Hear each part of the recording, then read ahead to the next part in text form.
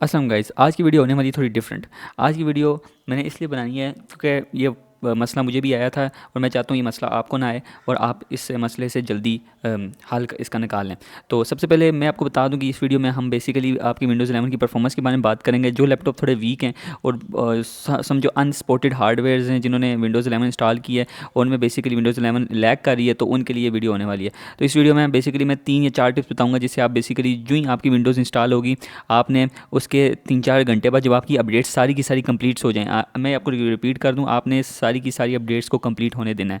ठीक है, उसके बाद आप ये करने हैं स्टेप्स, क्योंकि तब तक ये ऐप्स होते हैं इंस्टॉल नहीं हुए होते, तो ये बेसिकली उस वक्त आप डिसेबल नहीं कर पाएंगे। ठीक है, तो आपने जब इस अपडेट सारी 3-4 घंटे तक सारी अपडेट्स कंप्लीट हो जाएं, आपके विंडोज़ 11 अपडेटेड हो जाए, तब आपने बेसिकली ये चीज़ें करनी है। तो ये चीज़ें आपकी परफॉर्मेंस को बूस्ट कर देंगी। तो सबसे पहले क्या करना है, सबसे पहले ये बेसिक स्टेप कुछ को पता होगी कुछ को नहीं पता होगी, कि आपने जाकर दिस पीसी पे राइट क्लिक करना है और आपने बेसिकली अपने जो एनिमेशन है वो ऑफ़ कर देनी है। वो कैसे ऑफ़ करनी है मैं बताता हूँ। दिस पीसी पे जाना है, प्रॉपर्टीज़ पे जाना है और यहाँ पे बेसिकली एडवांस सिस्टम प्रॉपर्टीज़ पे जाना है। वहाँ जाने के बाद सेटिंग्स पे जाना है और यहाँ पर जाने के बाद आपने सिर्फ और सिर्फ इसको सिलेक्ट करना है। ठीक है, इसको भी ऑफ़ कर सकते हो, कोई मसला नहीं होगा, लेकिन सिर्फ और सिर्फ इसी को सिलेक्ट करें, बाकी सबको ऑफ़ कर देना है। और जो ही आप ऑफ़ करेंगे आप देखेंगे कि बिल्कुल विंडोज़ 11 फास्ट हो गई है। ठीक है, क्योंकि ज़ाहिर है ये एनिमेशन ऑफ हो जाती हैं, जिससे ये विंडोज़ में लैग नहीं आता। जब आप कोई चीज़ क्लिक करते हैं ना, तो उसकी एनिमेशन प्ले नहीं होती, तो उसमें लैग नहीं आता, तो वो फिक्स हो जाएगी। उसके बाद क्या करना है, उसके बाद ये दूसरी टिप ये है कि आपने एम एस कन्फिग यहाँ पर लिखना है। ठीक है, एम एस कन्फिग लिखना है और ओके पर क्लिक करना है। मैं गाइस आपको रिपीट कर दूँ, जब सारी अपडेट्स कंप्लीट हो जाएं फिर आपने ये करना है। ठीक है, आपने यहाँ पे कोई अपडेट रहने नहीं देनी। अगर कोई अपडेट रहेगी तो फिर ये कुछ सर्विसेज यहाँ पे नज़र नहीं आएंगी। ठीक है, तो सर्विसेज पे जाना है, आपने यहाँ पर क्लिक करना है हाइड ऑल माइक्रोसॉफ्ट सर्विसेज। इसका मतलब ये कि आपकी जितनी भी सिस्टम की सर्विसेज होंगी वो यहाँ पर डिसेबल नहीं होंगी। ठीक है, आपने इनको हाइड कर देना है और उसके बाद जो सर्विसेज आपके सामने आएंगी ना, उन पे ये सब पे टिक लगे होंगे। ठीक है, ये मैंने ऑफ की हुई है, लेकिन आप सब पे इनके सब पे टिक लगे होंगे। ये वो सर्विसेज होती हैं जब आप विंडोज़ स्टार्ट करते हैं, जब विंडोज़ ऑटोमेटिकली जब आप बूट अप करते हैं, तो आपकी जो विंडोज़ होती हैं ये सर्विसेज ऑटोमेटिकली स्टार्ट कर देती हैं। ठीक है, तो आपके बिना बताए तो आपने क्या करना है, इन सबको डिसेबल ऑल कर देना है। इससे कोई प्रॉब्लम नहीं होगी, कुछ भी नहीं होगा, आपके सिस्टम पे कुछ इफेक्ट नहीं होने वाला, आपका सिस्टम कोई हैंग वैंग नहीं करेगा। कुछ लोग ये सोचते हैं कि भाई आप हमारा सिस्टम जो है वो काम करना बंद कर देगा, ऐसे कुछ भी नहीं होता।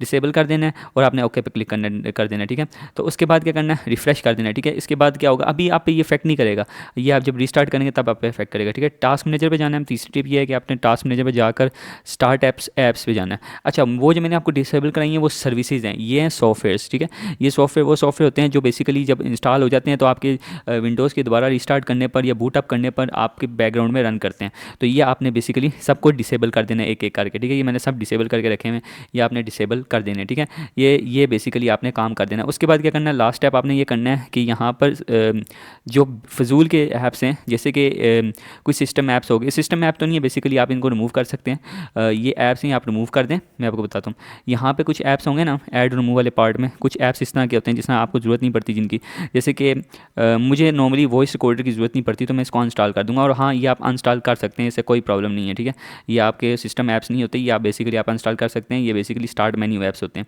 तो ये भी आपका स्पेस बचाते हैं और आपकी पीछे बैकग्राउंड में रन नहीं करते, आपकी विंडोज़ को शो होने से बचाते हैं। ठीक है, यहाँ पे कोई बेकार जो ऐप्स हैं उनको आपने इसको नहीं करना, फोटोज़ को नहीं करना, क्योंकि आप इसको यूज़ करेंगे। कुछ जो बेकार ऐप हैं जो आपको यूज़ नहीं करने, वो आपने बेसिकली इंस्टॉल करने हैं। जैसे कि नोटपैड है, मैं कभी भी मैंने विंडोज़ का नोटपैड यूज़ नहीं किया, मेरे हाथ से आपने भी नहीं यूज़ किया होगा, तो इसमें कोई नई बात नहीं है। तो उसके बाद माइक्रोसॉफ्ट टू डू लिस्ट भी मैंने कभी यूज़ नहीं की, तो मैं इसको इंस्टॉल कर दूंगा। तो इसी तरह आपने बेसिकली इन सबको इंस्टॉल कर देना है। ये 4 चीज़ें करने के बाद मैं आपको गारंटी देता हूँ आपकी विंडोज़ में 10 से नहीं 20 to 30% बूस्ट आएगा।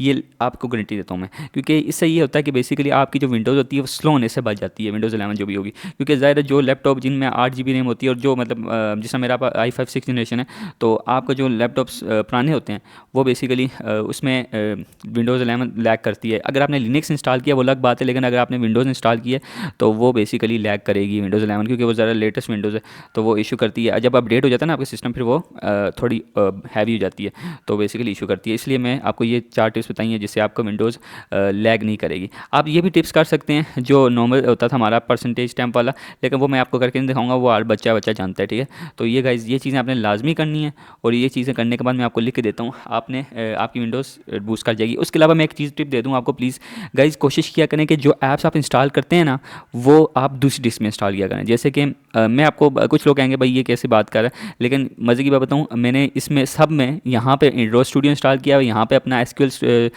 माई एसक्यूएल इंस्टॉल किया हुआ है, यहाँ पे मैंने तकरीबन हाफ अपने ऐप ओबीएस रिकॉर्डर भी मेरे हाथ से मैंने यहाँ पे ही इंस्टॉल किया हुआ है, और वीएस कोड सिर्फ मैंने कुछ जो लाइट ऐप होते हैं ना, लाइट ऐप वो बेसिकली आप यहाँ पे सी में इंस्टॉल कर लें। लेकिन जो हैवी ऐप्स होते हैं जैसे कि वो हो गया एंड्रॉइड स्टूडियो हो गया वगैरह वगैरह, जो आपको टेम्परेली चाहिए होते हैं, जो आपने बेसिकली रखा होते हैं कुछ अरसे के लिए, तो वो आप यहाँ पर इंस्टॉल कर सकते हैं, तो वो कोई इशू नहीं करते। मैंने तो इसी में इंस्टॉल किया और मुझे कोई इशू नहीं आ रहा। इससे ये होता है कि आपकी विंडोज़ का सी का स्पेस नहीं बढ़ता और आपकी विंडोज़ फास्ट रहती है, ठीक है। तो ये बेसिकली ये भी इसका एक फ़ायदा है।